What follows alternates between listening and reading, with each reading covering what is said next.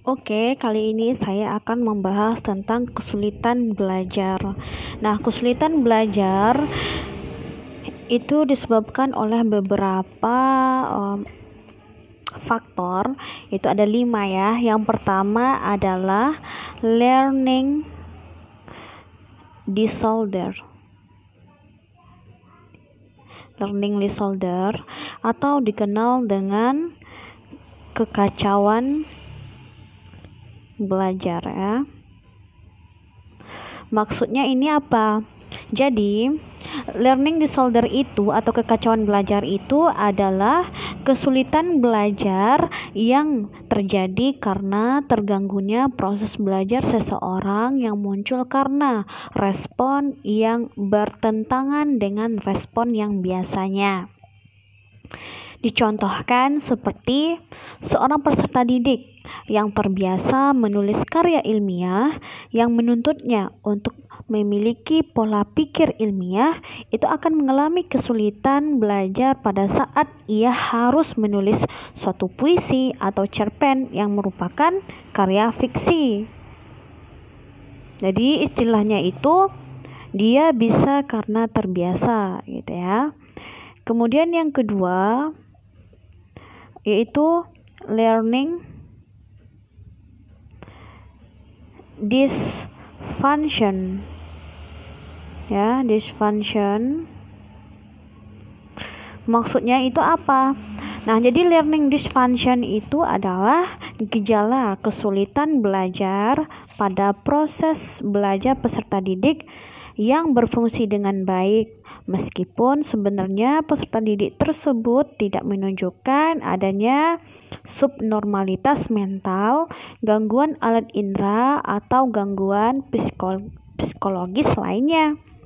Contohnya apa? Contohnya, seorang peserta didik memiliki suara yang merdu, kemudian kemampuannya ini atau bakatnya ini tidak diasah.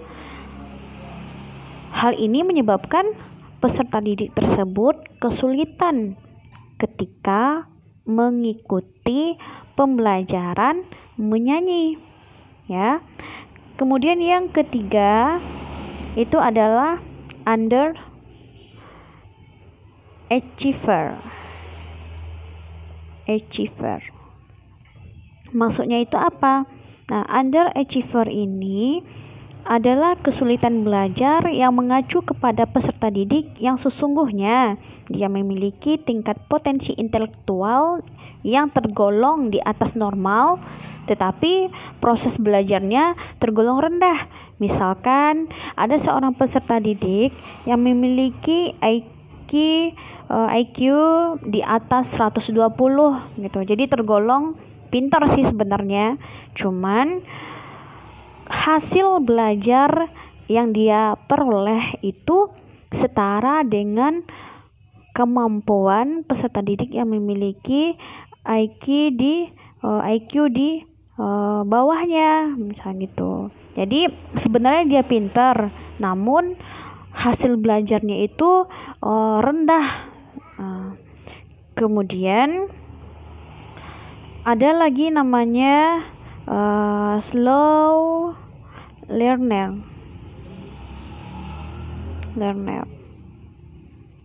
atau lambat belajar. Maksudnya apa?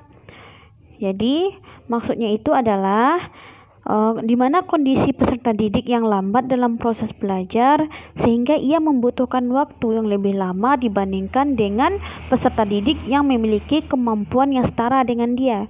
Banyak kan dijumpai di sekolah atau di dalam kelas. Sebagai guru pasti tahu lah, dimana setiap siswa itu mempunyai karakteristik, mempunyai kemampuan tertentu unik ya. Jadi ada siswa ketika diterangkan suatu pelajaran dia langsung paham, langsung mengerti. Kemudian ada juga siswa yang udah 10 kali bahkan berulang-ulang kali diulang pelajaran itu terhadap dia, baru paham dia.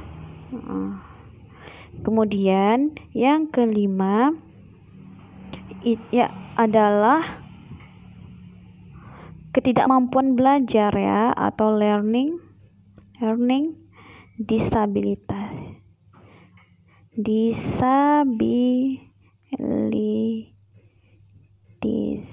Oke. Ini adalah ketidakmampuan belajar. Maksudnya apa? Nah, ini mengacu kepada gejala ketika peserta didik tidak mampu belajar atau menghindari belajar, sehingga hasil belajar dia itu di bawah kompetensi intelektualnya. Nah, peserta didik yang mengalami kesulitan belajar biasanya menunjukkan gejala-gejala seperti menunjukkan hasil belajar yang rendah di bawah rata-rata nilai yang dicapai. Kemudian hasil belajar yang dicapai tidak seimbang dengan usaha yang dilakukan.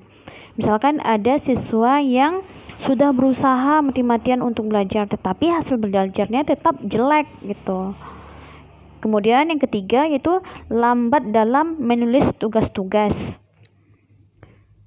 Kemudian menunjukkan sikap yang tidak wajar seperti acuh tak acuh. Kemudian dia pura-pura, kemudian dia berbohong. Ya. Kemudian menunjukkan perilaku menyimpang lainnya seperti dia membolos, datang terlambat, kemudian tidak mengerjakan PR, mengganggu di dalam maupun di luar kelas, tidak mencatat mata pelajaran atau mencatat pelajaran. Kemudian dia tidak teratur dalam kegiatan belajar.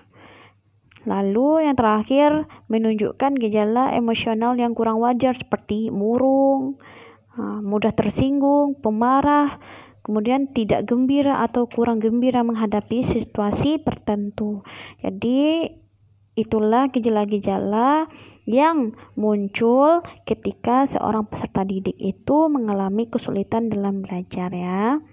Oke.